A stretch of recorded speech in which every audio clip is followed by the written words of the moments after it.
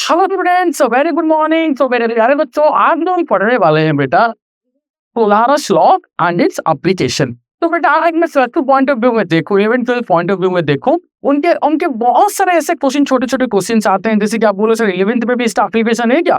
तो एप्लीकेशन है बेटा, मैं बताऊंगा, टाइम से टाइम बताऊंगा अभी। तो आप बस अच्छे से देखो बेटा, ये पोलारस लॉ क्या है एंड इसका एप्लीकेशन, कौन कौन सा एप्लीकेशन आपके लिए इंपॉर्टेंट है। तो देखिए मेरे प्यारे बच्चों, पोलारस लॉ क्या होता है? तो पहले तो समझ रहे लॉ क्या होता है। Eight infinite dilution,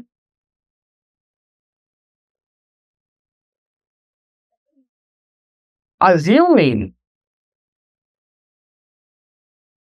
dissociation to be complete. Assuming dissociation to be complete for each ion is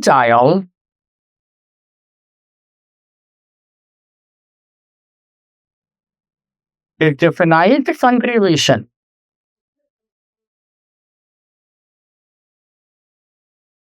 Contribution.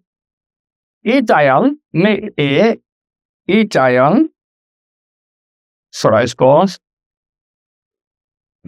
a definite contribution toward the molar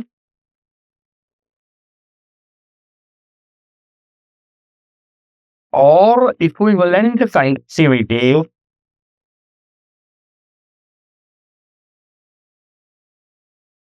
at independent dilution, assuming dissociation to be complete, each ion makes a definite contribution towards the molar or equivalent conductivity of the electrolyte.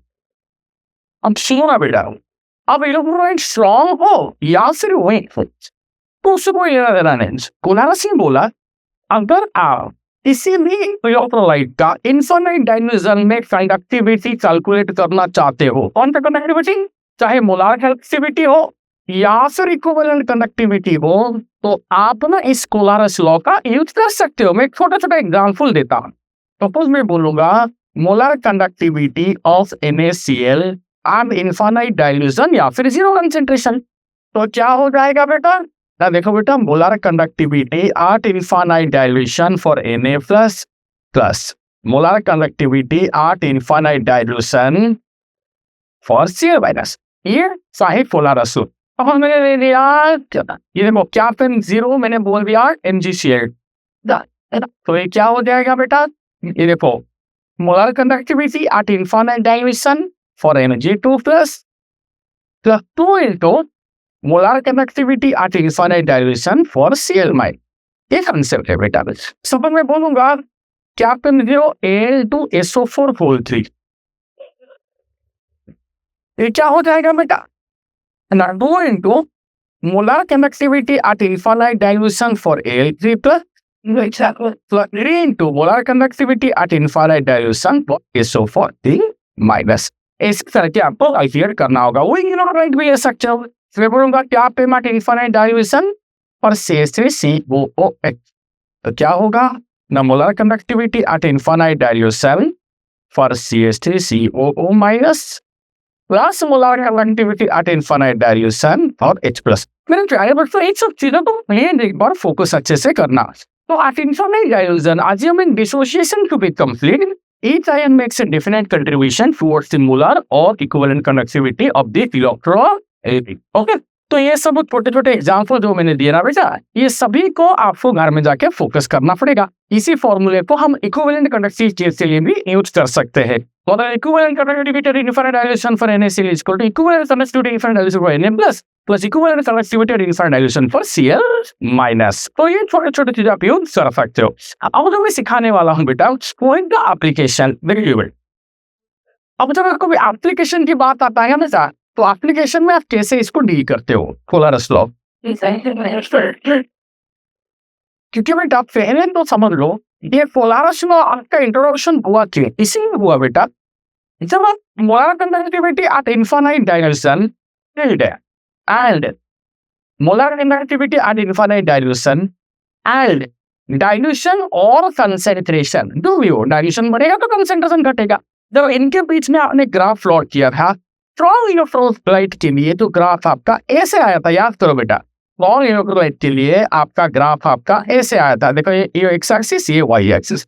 Strong electrolyte के लिए आपका graph ऐसे straight line आया, और जहां पे touch किया था आपने बोला कि देखो 0 है, तो ये molar conductivity at infinite dilution for क्या, तो मोलर कंडक्टिविटी इनफाइनाइट डाइल्यूशन आपने बोल दिया। बट बेटा ये किसके लिए आपने ड्रॉ किया था, ये ग्राफ स्ट्रॉन्ग इलेक्ट्रोलाइट, और आपने इसके लिए इक्वेशन में लिखा होगा y and y equal to mx plus c का जो इक्वेशन है, y कौन है बेटा यहाँ पे, मोलर कंडक्टिविटी। ओके बेटा, ये आपका मोलर कंडक्टिविटी, ये इनफाइनाइट डाइल्यूशन नहीं बेटा, ये आपका है सिर्फ molar conductivity. So molar conductivity का, एक सेकंड बेटा यहाँ से जा नहीं रहा है, चल इसको थोड़ा देखो। हाँ, तो अब मैंने जो बोला इसको अच्छे से सुनो। तो ये मोलर कंडक्टिविटी एंड कंसेंट्रेशन के जो ग्राफ आपने प्लॉट किया था, कि यहाँ पे जो आया था टच किया, यहाँ से यहाँ जो वैल्यू है बेटा वो है आपका molar conductivity at infinite dilution. आते हैं मेरे प्यारे बच्चों, तो यहाँ पे y कौन है, ये m कौन है, ये नेगेटिव, देखो ये स्ट्रेट लाइन को देखो, ये नेगेटिव स्लोप होगा, ऑब्वियसली नेगेटिव स्लोप ही होगा बेटा। ओके, नेगेटिव स्लोप ही होगा।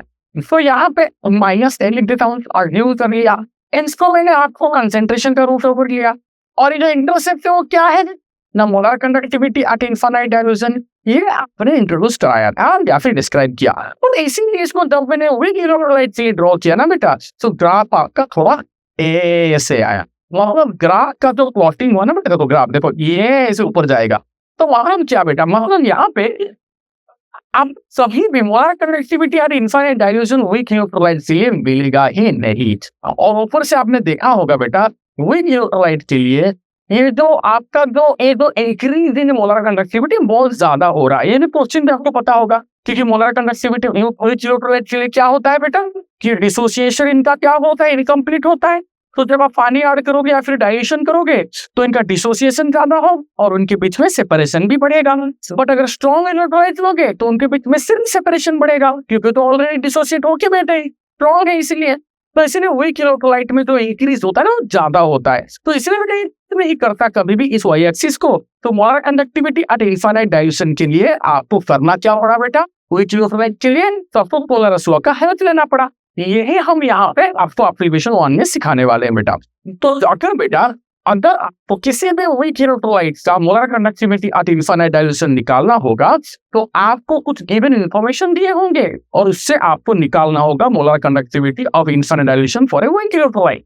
जैसे कि बेटा मैं बोलूंगा molar conductivity at infinite dilution for CH3COONA given है आपको A, molar conductivity at infinite dilution for NaCl को गिवन है Y, molar conductivity at infinite dilution for HCl आपको गिवन है Z। तो पूछेगा molar conductivity at infinite dilution for CH3COOH जो कि कोई कैसे जो कि कोई इलेक्ट्रोलाइट है।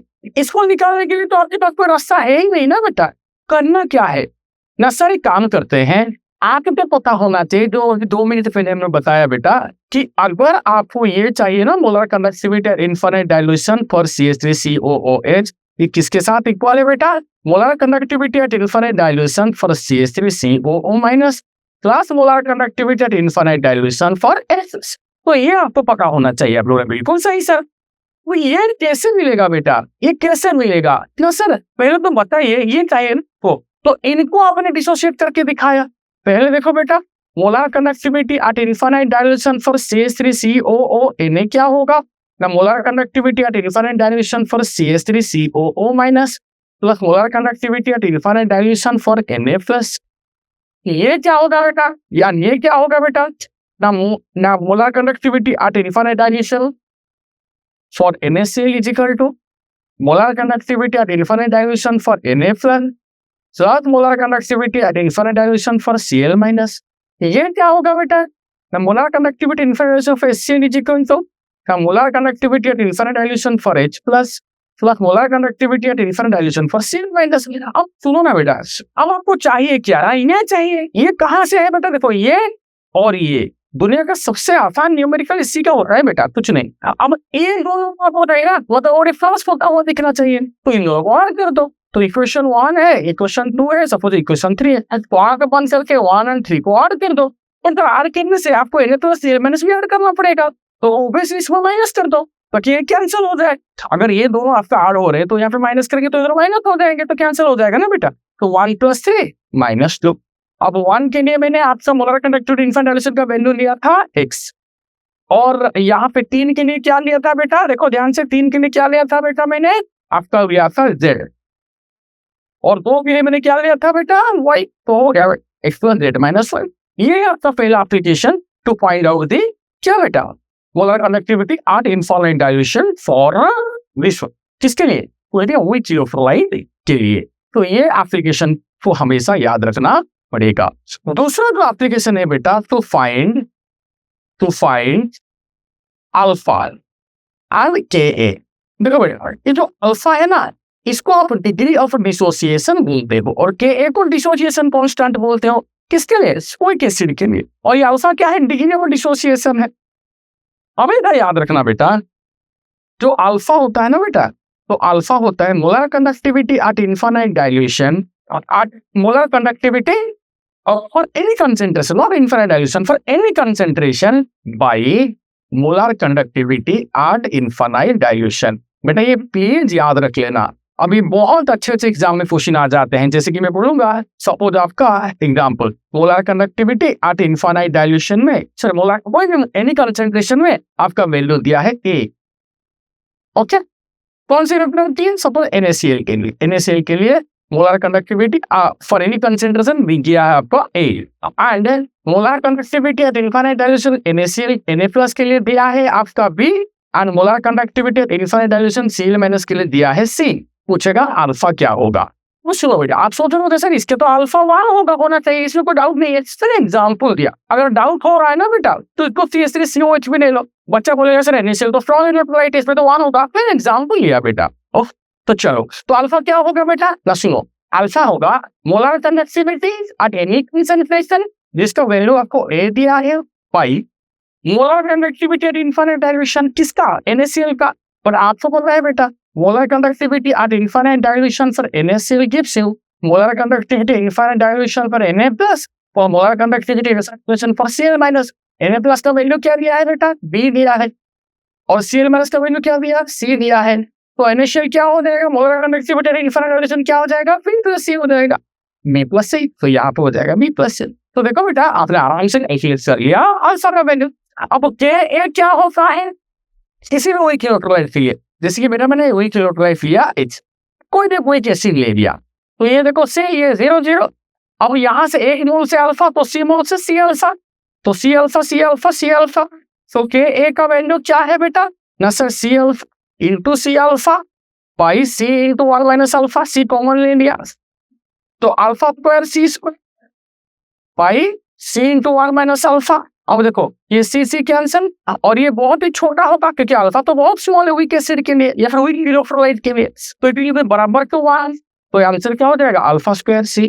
बेटा आपको याद रखना पड़ेगा, जो Ka होगा ना बेटा, that is equal to alpha square C, okay. इसी चीज को आपको याद रखना पड़ेगा, यानी कि फिर में आप लोग पढ़ोगे इसको ऐसे भी लिखा है तो कोई बात नहीं, बट आप देखो but K equal to alpha square, आपको अल्फा भी आपको ये मिल गया और Ka भी आपको मिल गया। कहाँ से मिला बेटा, ना आपको यहाँ से, ऐसे एप्लीकेशन, ऐसे आप इसको निकाल सकते हो, ओके बेटा। अब चलते हैं बेटा तीसरे एप्लीकेशन पे।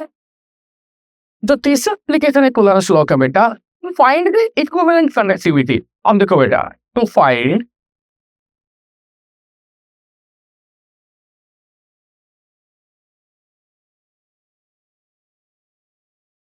Equivalent equivalence. कभी कभी क्या होता है ना, बच्चे में कंफ्यूज हो जाता है।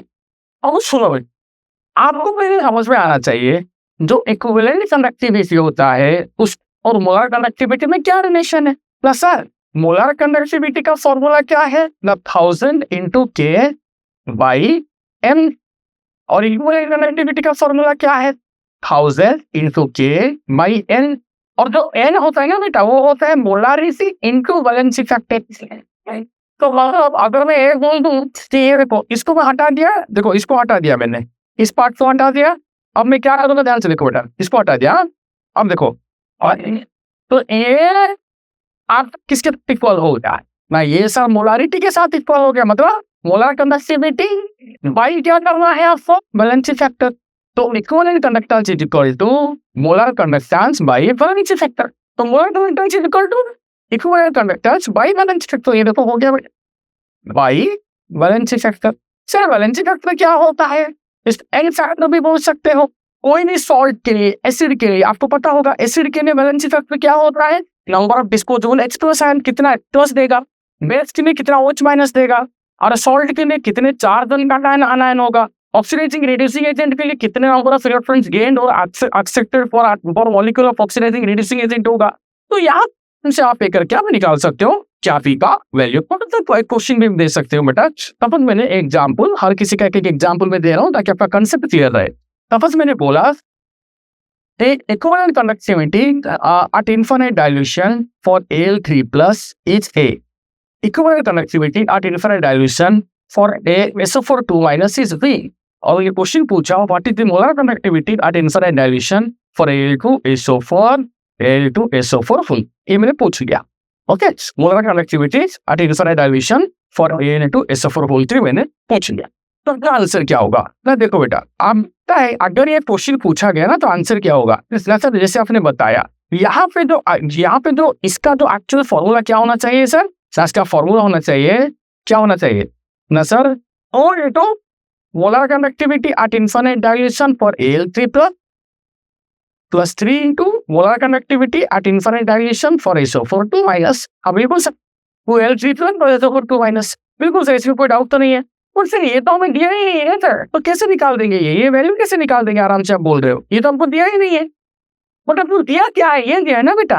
तो मुझे बोलो मेरे प्यारे बच्चों, तो ये जो molar conductivity at infinite dilution for Al3 plus क्या होगा ना सर, मोलर कंडक्टिविटी ना A into B valency factor. तो equivalent conductivity of Al3 plus at infinite dilution कितना दिया, A इनटू इसका वैलेंसी फैक्टर क्या है 3। वैसे ही molar conductivity at infinite dilution for SO4 2 minus क्या होगा सर, देखो बेटा यहाँ पे आपको क्या पी का वैल्यू क्या दिया है ना, B at infinite dilution B दिया, और इसका वैलेंसी फैक्टर क्या है, वैलेंसी फैक्टर मतलब कितने आयन्स है, तो वही होगा ना बेटा। यहाँ पे टोटल आयन्स क्या है, ये देखो आप मुझे मेरी बात सुनो बेटा, आपको ना Al3 plus valency factor calculate कर देना है। Al3 प्लस का वैलेंसी फैक्टर का मतलब क्या, फिर इसका वैलेंसी फैक्टर का मतलब क्या, कितने आयन्स है भी। ओके, तो सिंपली करना क्या है ना, आपको यहाँ पे अगर मैं बोलूँ कि molar conductivity at infinite dilution for Al2SO4 whole 3 equal to क्या हो जाएगा बेटा ना, 2 into molar conductivity at infinite dilution for Al3 plus जिसका वैल्यू है 3 है 6 by 3 into molar conductivity at infinite dilution for sulphate जो कि है 2B। तो आंसर क्या हो जाएगा बेटा ना 6 से 6B। ओके आंसर ये होगा कंसेप्ट।